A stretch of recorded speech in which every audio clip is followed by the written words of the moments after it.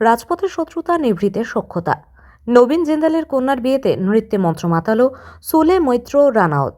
বর্তমানে সোশ্যাল মিডিয়ায় একটি ভিডিও তুমুল আলোড়ন সৃষ্টি করেছে, যা ভারতীয় রাজনীতির অন্তর্নিহিত চালচিত্রকে আবারও জনসমক্ষে নিয়ে এসেছে। ভিডিওটিতে দেখা যাচ্ছে বিরোধী রাজনীতির দুই হেভিওয়েট নেত্রী ন্যাশনালিস্ট কংগ্রেস পার্টির সুপ্রিয়া সুলে এবং তৃণমূল কংগ্রেসের বিতর্কিত নেত্রী মহুয়া মৈত্র এবং সদ্য রাজনীতিতে আসা বিজেপি প্রার্থী তথা অভিনেত্রী কঙ্গনা রানাওয়াত একই মঞ্চে সোল্লাসে নৃত্যরত।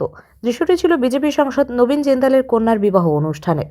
দৃশ্যত একে অপরের তীব্র সমালোচক এই তিন ব্যক্তিত্বের মাঝে সেই মুহূর্তে কোনো রাজনৈতিক বিভেদ বা আদর্শের সংঘাতের ছাপ ছিল না। একে অপরের সাথে হেসে হাত ধরে নাচের ছন্দে পা মিলিয়ে যেন তারা বুঝিয়ে দিলেন রাজনীতির মঞ্চের বাইরে তাদের সম্পর্ক অত্যন্ত সাবলীল ও বন্ধুত্বপূর্ণ। এই ভিডিওটি প্রকাশ্যে আসার পর এটি সেই সমস্ত কর্মী ও সমর্থকদের জন্য একটি কঠিন প্রশ্ন ছুড়ে দিয়েছে, যারা রাজপথে নিজেদের রাজনৈতিক নেতার জন্য চরম ত্যাগ স্বীকার করেন। যে সমর্থকেরা দিনের পর দিন সোশ্যাল মিডিয়া বা স্থানীয় স্তরে নিজেদের দলের আদর্শের জন্য অন্যদের সাথে বিবাদে জড়িয়ে পড়েন, যারা নিজেদের ক্যারিয়ার, বন্ধুত্ব কিংবা সামাজিক সম্পর্ক পর্যন্ত বিপন্ন করে এই রাজনৈতিক লড়াইয়ে অংশ নেন, তাদের কি হবে? যে কর্মীরা গরমের দুপুরে কিংবা ভোটের উত্তাপে নিজেদের জীবন বাজি রেখে নেতার জন্য স্লোগান দেন, যখন তারা দেখেন সেই নেতারাই ব্যক্তিগত জীবনে প্রতিপক্ষের সাথে এমন নিবিড় সখ্যতা উপভোগ করছেন, তখন তাদের ত্যাগের মূল্য কোথায় গিয়ে দাঁড়ায়? মহুয়া মৈত্র সংসদে বা জনসভায় বিজেপি সরকারের বিরুদ্ধে তীব্র আক্রমণ শানান।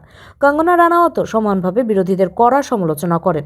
সুপ্রিয়া সুলে তার দলের স্বার্থে প্রায়শই বিজেপির বিরোধিতা করেন, অথচ ব্যক্তিগত পরিসরে সেই আদর্শের সংঘাত নিমেষে উধাও।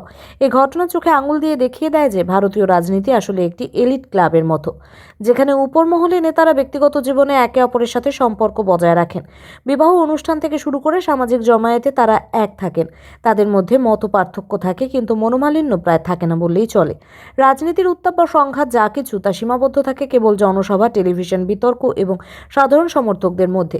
নেতারা যখন হাসি মুখে কাঁধে কাঁধ মিলিয়ে আনন্দ করেন, তখন বোঝা যায় যে রাজপথের লড়াইটা কেবল একটি খেলা মাত্র, যার খরচ দিতে হয় কেবল নিচের তলার কর্মী ও সমর্থকদের।